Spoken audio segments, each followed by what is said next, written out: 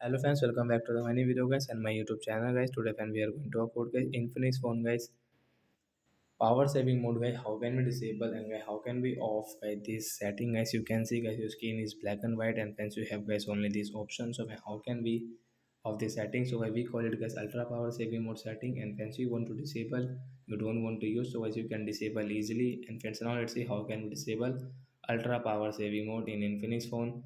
And first of all guys you will have to on guys your phone setting guys. Oh sorry fam, first of all on your phone, and guys you can see guys this quiet option tap here, and as you can see there are two options, cancel and okay. Are you sure to quit your ultra power saving mode?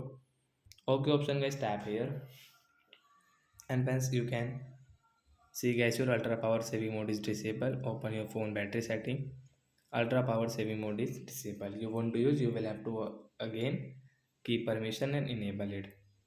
So that's it guys, thanks for watching the video guys. I hope friends you understood how to disable ultra power saving mode. So bye bye guys.